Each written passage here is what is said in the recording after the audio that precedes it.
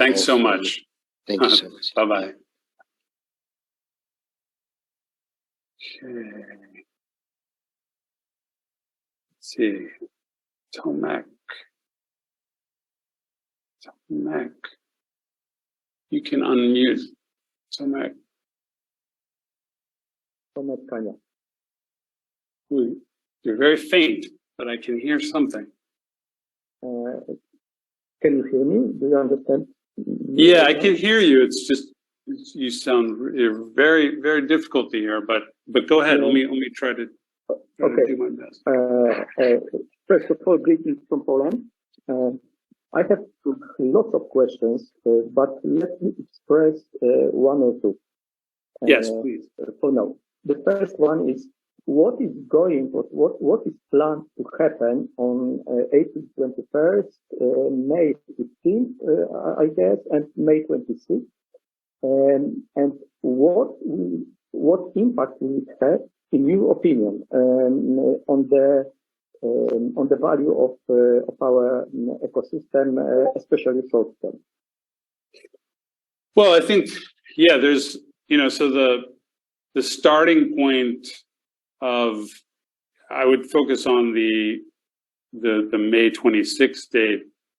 That's the beginning of the contracts, which open up the whole governance process, which in that last call, that there's certain decisions that we haven't really had the right apparatus to make, because this is not a centralized organization. It has never been from the very beginning. And we had to struggle with that. Like, we started off very decentralized as a group of companies initially, and then, as a blockchain network. But we did not have any DAO. There was no way of formalizing decision-making, and it proved to be extremely, difficult to move forward without that.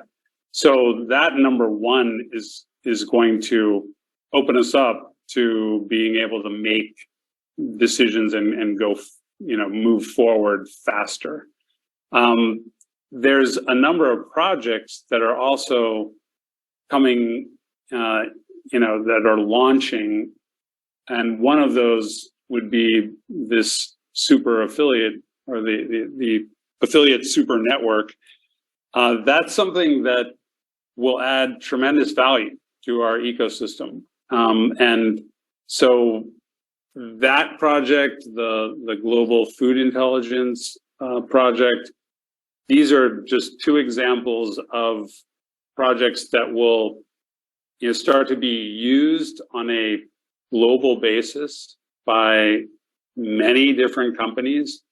And it's that utility that is what's going to drive value. Until we have utility, I would just say, we've needed to sit it out kind of, until we're geared for utility. And I really believe that it's Algorand's cost structure, along with this, the quality of its network, that we can now harness, and we can be making decisions as a community and leveraging this technology in ways that are going to create real utility. And that's taken a really long time, for not just for us, because, it's taken us that long time, but I mean, look around at the industry, and, it's what I'd said about there's even the comment of Web3 theater, because even all these Web3 projects, if you look at them more deeply, there's usually much more centralization than you'd ever really want or need, and it's problematic. So we're really looking for the only centralization to be the protocol and the user experience. Like that, those are two places where you need, or you can not only need centralization, but it's really helpful, because the user experience, they need everything kind of in one place. And we're going there with the way mVault will be structured. And then in general, a protocol, you've got to have, that's what gives you the centralization. For example, the global delivery network. I mean, you can have all these different warehouses all over the world, but if there's not a unifying protocol, they're not talking to each other. So that's where we want the centralization on the protocol and on the user experience. And so, yeah, I know you've been a long time, participant in this network, and you're a very sharp mind. And, I'm very curious to get, to hear your other questions. I do think we should try to, we're kind of going over on the time. So I'd like to, if you don't mind, to get to a couple of other people before we wrap things up. But it's very good to hear from you, Tomek. Okay, thank you. Okay, let me move to, we'll take two more here, because I'm mindful of everyone's time here. Let's see, Lydia, I will hand you the mic. Hello, Michael. Lydia, how are you? I'm good. Are you? I'm good. This is Lydia Aula from Canada. From Canada. Very good. Yes. Very nice to hear How are from you doing? I'm so glad to great. talk to you today. Oh, it's so nice to hear from you. Yeah. Thank you, Lydia. Thank you for sticking with us throughout all these years. Yeah. It's Not running away. Yeah. I'm happy to be here with you. Yes. I need clarification. I'm in my algo, and of late they said we should remove our coins to some place, or is it to use ledger something? And Yeah. I don't know where to go. My coins are still there. When I log in, they are still there. Yeah, And okay, they said Algorand was scammed or something. I don't know. well, there was a hacking that occurred of that my algo. There was a few wallets that were hacked in the my algo system, and of course they're going to be very conservative about this, and they're kind of asking everyone to make that switch, and take the precautions, which in general would be probably good advice. I think with our tokens, the way that these are structured, we have, it's because this isn't, the GRN, I would actually say different. And so when you're once the smart contract opens up and you could swap your GOV for GRN, I would be, you want to make sure that your wallet is clear, if at all possible. I think there's no jeopardy right now with your tokens. So that wouldn't, I don't think you need to take that, but I would say that in general, if you have, it depends on how many tokens that you're holding, because I think ledgers or other hardware devices it's a good measure to take. They're not cheap, but they're smart to have.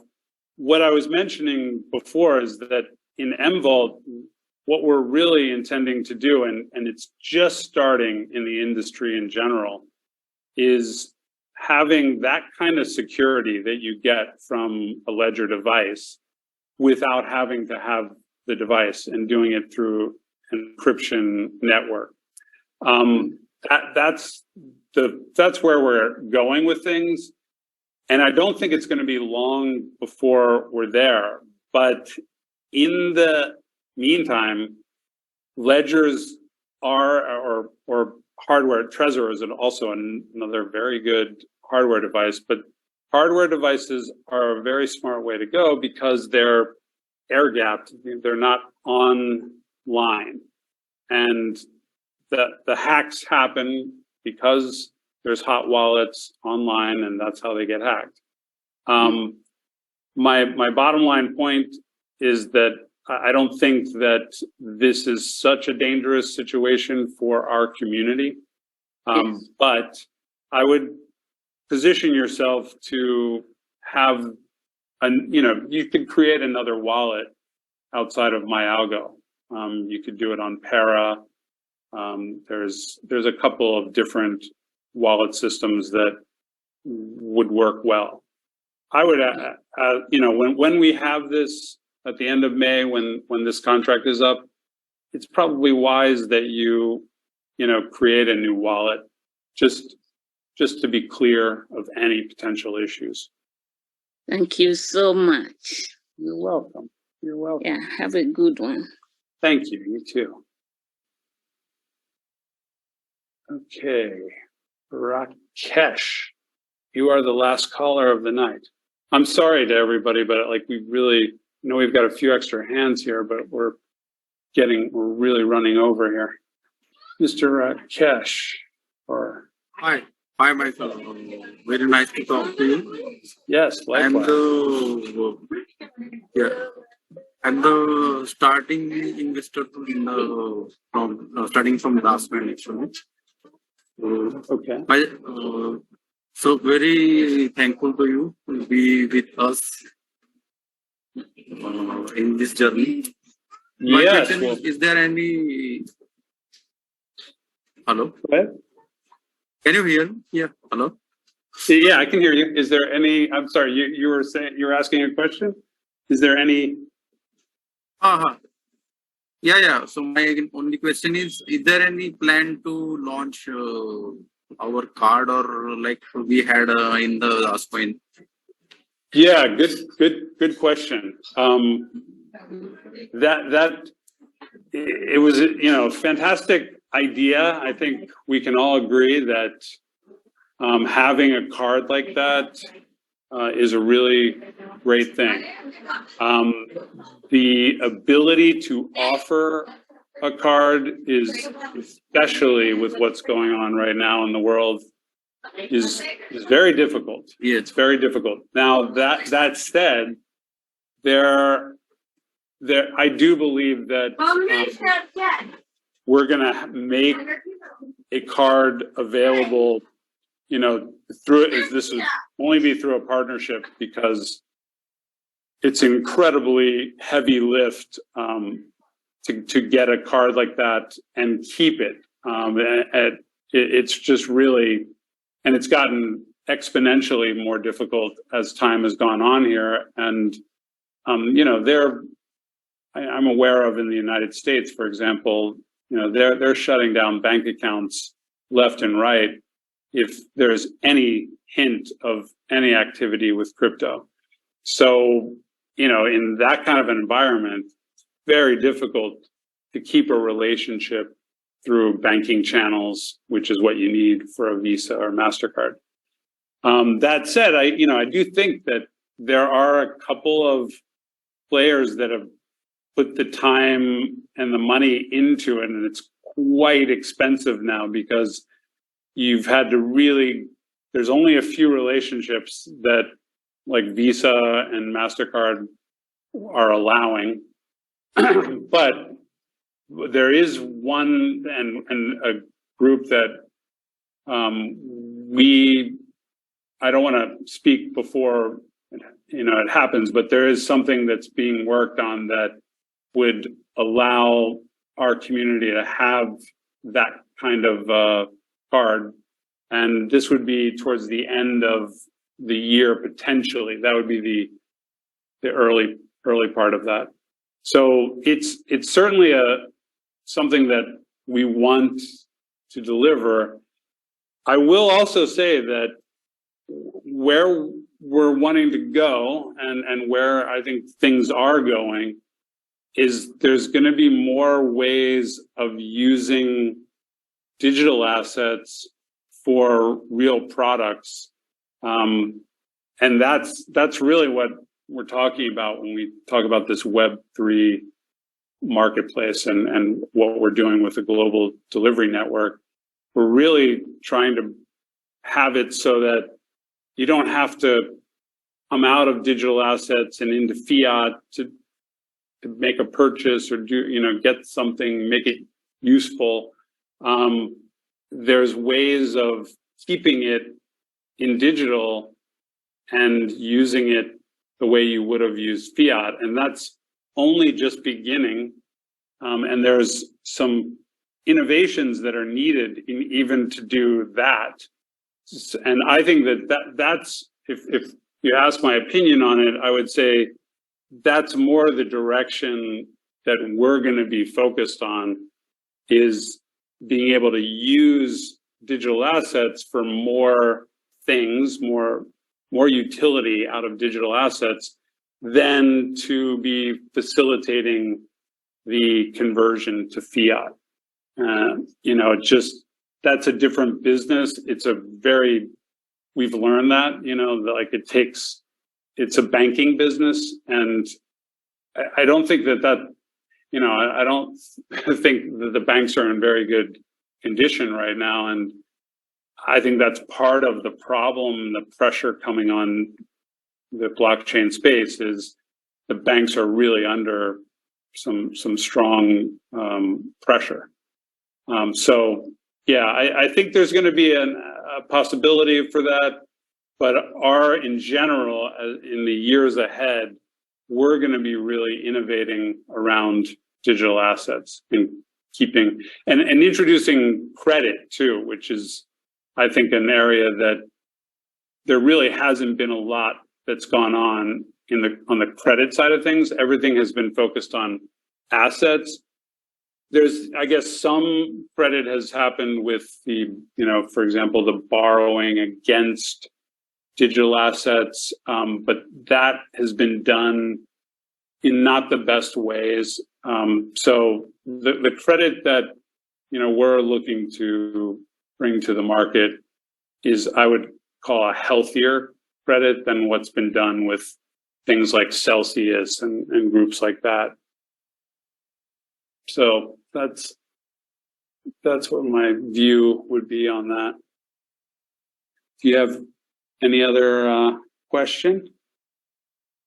And we'll wrap it up here because we're closing in on 90 minutes. Thanks everybody for for your time and for staying with us, with the community for this time.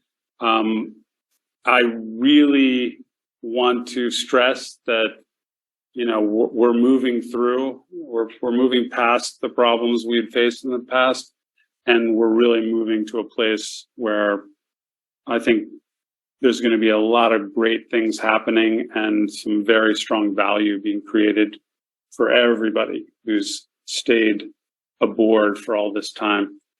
So we'll be doing more of these forums. And so I'm sorry that we didn't get to all the questions, but thanks everyone for your participation.